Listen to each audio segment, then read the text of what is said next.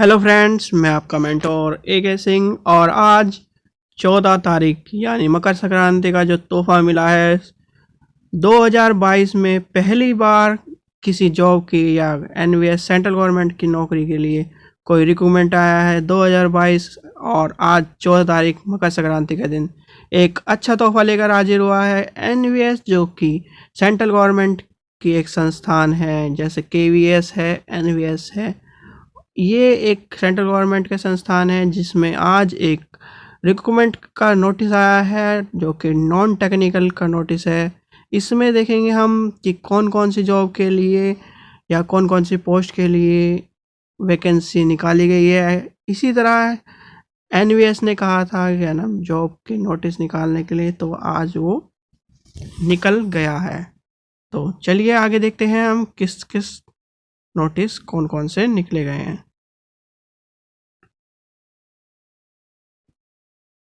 इसमें जो नोटिस निकला है आज, उसमें assistant commander admin, female staff nurse, assistant selection office admin, assistant junior office, translator, junior engineer, stenography, computer operator, catering, junior stenographer, head clerk और बहुत सारी वैकेंसी निकली है हेल्पर की। तो आपको अब मौका नहीं खोना है। 2022 की पहली वैकेंसी है जो सेंट्रल गवर्नमेंट की है, तो अपने क्राइटेरिया के हिसाब से आपको जॉब की तैयारी करनी है और इसका फॉर्म भरना है। तो चलिए देखते हैं किस किस जॉब में कितनी कितनी वैकेंसियां हैं और क्या क्या चीज़ें मांगी गई हैं। सबसे पहले देखते हैं असिस्टेंट कमिश्नर ग्रेड A वाली जो पोस्ट है, इसमें कितनी वैकेंसी है। यू अनरिजर्व में 3 वैकेंसी है, OBC NCL में 1 वैकेंसी है, ST में 1 वैकेंसी है। टोटल ओवरऑल 5 वैकेंसी है और OH में 1 वैकेंसी है।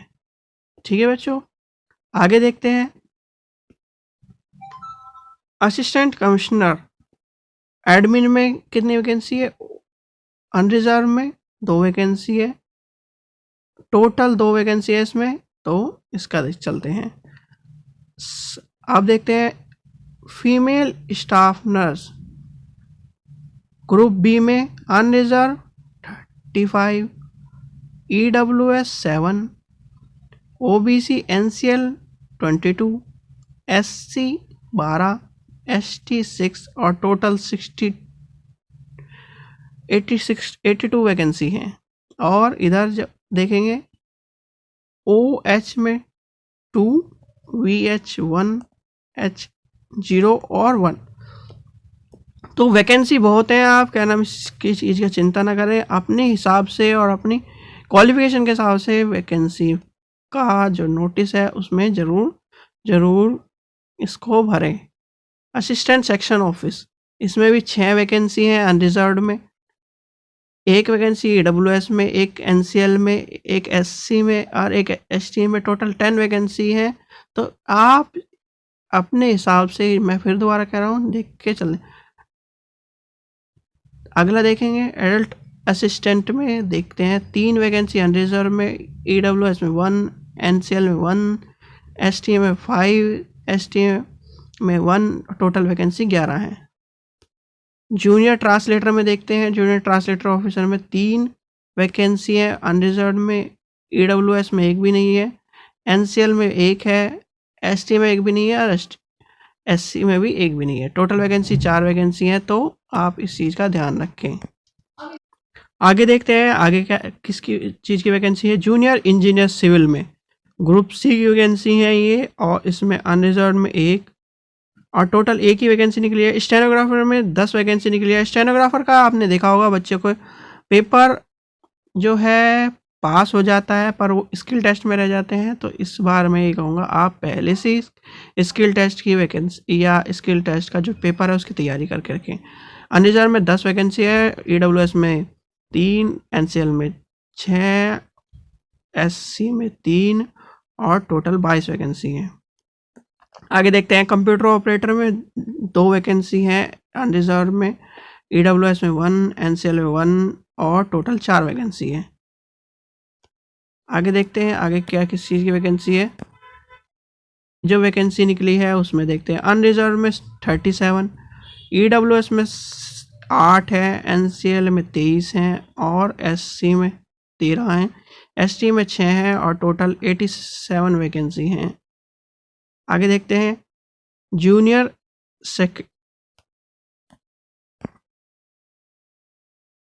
ग्रुप सी में देखते हैं कितनी वैकेंसी है। अनरिजर्व में 4 वैकेंसी है, EWS में 1, OBC में 2, ST में 1, टोटल 8 वैकेंसियां हैं। आगे देखते हैं जूनियर असिस्टेंट, ये 2 वैकेंसी है और ये पोस्ट कोड अलग अलग के हिसाब से, ये रीजन के हिसाब से निकली है, आप इस चीज़ का ध्यान रखें। ठीक है, तो इसमें भी वैकेंसी निकली है 254, EWS में 62, OBC में 167, SC में 93 और ST में 46 टोटल वैकेंसी यहाँ पर है। और ये जो है इसमें सबसे ज़्यादा वैकेंसी हैं। आगे देखते हैं इलेक्ट्रॉनिक कम प्लम्बर की वैकेंसियाँ हैं जो कि ग्रुप सी की वैकेंसियाँ हैं। उसमें निकली है 113, 27, 73, 40 और 20, टोटल 273 वैकेंसी निकली है। लेवल अटेंडेंट की वैकेंसी निकली है 59, 14, 38, 21 और 10। मैथ्स हेल्पर की वैकेंसी निकली है, इसमें अनरिजर्व में 257, EWS में 62, OBC में 169, SC में 94, ST में 47 और टोटल वैकेंसी यहाँ पर भी ज़्यादा वैकेंसी हैं 629। मल्टीटास्किंग MTS में OBC में क्या बोल रहा हूँ, सॉरी, अनरिजर्व में 14 निकली हैं, EWS में 2 निकली हैं, OBC में 5, ST में 1 और ST में 1 वैकेंसी निकली है। ठीक है बच्चों, आगे देखते हैं हम इनकी वैकेंसी के लिए क्या क्या क्वालिफिकेशन चाहिए। क्वालिफिकेशन देखते हैं आप। Assistant commissioner vacancy post number 1 जो आपके लिए master degree in humanities, science, commerce recognised university से होना चाहिए। ठीक है, दूसरा जो कह रहा है इस चीज़ के बारे में प्रिंसिपल लेवल का आपके पास स्किल होना चाहिए और डिज़ायरेबल में उनके पास जो होना चाहिए स्कूल का एक एक्सपीरियंस सर्टिफिकेट या एक्सपीरियंस होना चाहिए डिज़ायरेबल में। असिस्टेंट कमिश्नर एडमिन में क्या वैकेंसी की जो क्राइटेरिया है, एज लिमिट, अपर एज लिमिट 45 है। एसेंशियल क्वालिफिकेशन रिकॉग्नाइज्ड यूनिवर्सिटी से उनके पास ग्रेजुएशन होनी चाहिए। ठीक है, 8 साल का, सबसे बड़ा 8 साल का उनके पास लेवल 7 का जो है उनके पास एक्सपीरियंस होना चाहिए। ठीक है, ये तीनों चीज़ें आपको क्वालिफाई करनी होंगी तब आप इसका फॉर्म भर सकते हैं। फीमेल स्टाफ के बारे का जो फॉर्म निकला है उसमें देखते हैं हम 12th पास होना चाहिए, grade A 3 year diploma course in nursing का जो कोर्स होता है या रिकॉग्नाइज्ड यूनिवर्सिटी है, BSc नर्सिंग का उनके पास कोर्स होना चाहिए। फिर उसके बाद जो क्वालिफिकेशन कही गई है उनका जो रजिस्ट्रेशन है स्टेट नर्सिंग में या इंडिया नर्सिंग काउंसिल में रजिस्टर होना चाहिए, 2 साल का प्रैक्टिस होना चाहिए। ये तीनों चीज़ें क्वालिफिकेशन हैं नर्सिंग स्टाफ के लिए। पे स्केल लेवल 7 का है। Assistant section officer recognised university से डिग्री होनी चाहिए और कंप्यूटर की नॉलेज होनी चाहिए। पे स्केल जो है लेवल 7 का है और एज लिमिट है बिटवीन 18 से 30। डिज़ायरेबल में उनके पास 3 साल का एक्सपीरियंस होना चाहिए, ये डिज़ायरेबल है। एडल्ट असिस्टेंट उसमें लेवल क्या कौन सा है, 6 और एज लिमिट है 18 से 13। एसेंशियल रिकॉग्नाइज्ड यूनिवर्सिटी से उनके पास बीकॉम होनी चाहिए। तो इसके लिए आगे देखते हैं और क्या किसके बारे में कह रहा है। Junior translator officer, junior translator officer की लेवल कौन सा है? 6, एज लिमिट 32 तक। Master degree in recognised university से हिंदी या इंग्लिश होनी चाहिए उनके पास। मास्टर डिग्री रिकॉग्नाइज्ड यूनिवर्सिटी से English with Hindi also compulsory, और जो आपका जो सब्जेक्ट होता है उसे लेना होना चाहिए। इस तरह के सब्जेक्ट हैं, इस चीज़ के बारे में ये कहा गया है। ठीक है बच्चों, आगे देखते हैं। आगे है जूनियर इंजीनियर सिविल के जो पोस्ट है level 5, age upper age limit है 35। उनके पास होना चाहिए 3 साल का सिविल में डिप्लोमा। स्टेनोग्राफर के देखते हैं, स्टेनोग्राफर में क्या कहा गया है। स्टेनोग्राफर में क्या कहा गया है, जो लेवल है वो 4 होगा, एज लिमिट है 18 से 27। स्टेनोग्राफर में पहले तो उनके यहाँ बारी होनी चाहिए। स्टेनोग्राफर 80 वर्ड पर मिनट, टाइपिंग स्पीड 40 वर्ड पर मिनट, और जो इनका जो इंग्लिश वाला जो टेस्ट है जो होता है वो है 12,000 KDPH। इस चीज़ का ध्यान रखें, बच्चे यहीं पर आकर फेल होते हैं। ठीक है, आगे देखते हैं हम। आगे है कंप्यूटर ऑपरेटर। कंप्यूटर ऑपरेटर की जो डिग्री है, जो एसेंशियल क्वालिफिकेशन है, डिग्री होनी चाहिए उनके पास। Computer skill with word processing, data entry with 1 year computer diploma in recognised university या रिकॉग्नाइज्ड इंस्टीट्यूशन। इस चीज़ का ध्यान रखें। आगे देखते हैं, और इनका लेवल 6 है, और जो एज लिमिट है वो 18 to 30 है। कैटरिंग असिस्टेंट में क्या क्या है, 10वीं कहा गया है, और 3 साल का जो डिप्लोमा होता है वो कैटरिंग का, वो रिकॉग्नाइज्ड यूनिवर्सिटी से वो होना चाहिए। और 12वीं के बाद होटल मैनेजमेंट का डिप्लोमा होना चाहिए 1 ईयर का, और 12वीं के साथ साथ इक्विवेलेंट यूनिवर्सिटी से या फिर रिकॉग्नाइज्ड यूनिवर्सिटी से होटल मैनेजमेंट का, या फिर आप एक्स सर्विसमैन हो, डिफेंस में आपने केटरिंग का काम किया हो।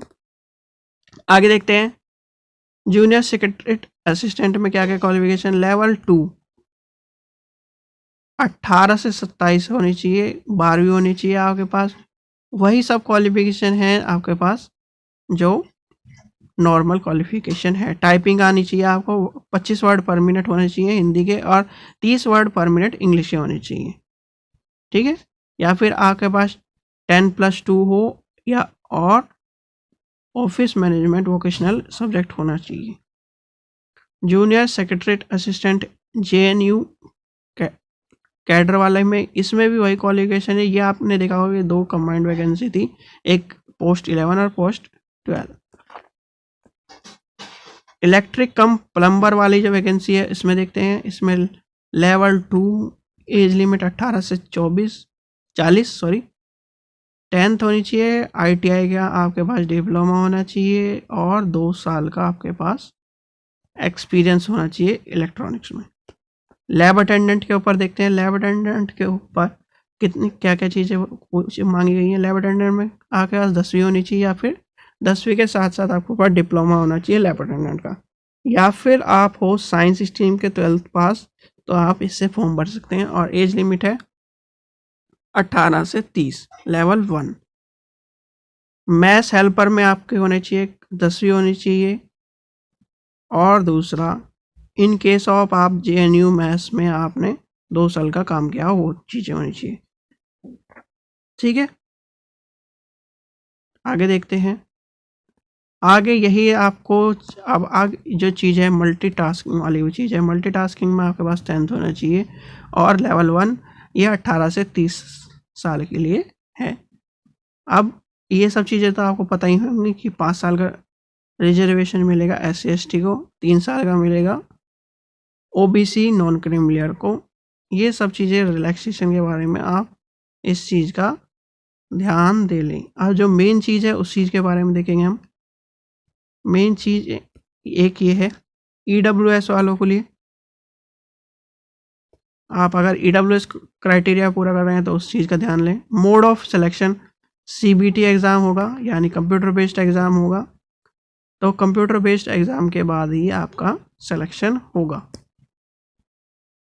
देखिए स्टेज 1 और स्टेज 2, आपको इस चीज़ का ध्यान रखें। स्टेज 1 और स्टेज 2 के बारे में बताया गया है, तो आप उस चीज़ का ध्यान रखें। आगे देखते हैं, आगे फीस क्राइटेरिया और फॉर्म का देखते हैं, उसमें क्या क्या क्या चीज़ें कही गई हैं। ये मोस्ट इम्पॉर्टेंट चीज़, जो भी इन क्राइटेरिया को पूरा करता है, जैसे असिस्टेंट कमिश्नर और असिस्टेंट कमिश्नर एडमिन वाला, जो उसकी फ़ीस होगी 1500 रुपये, सॉरी।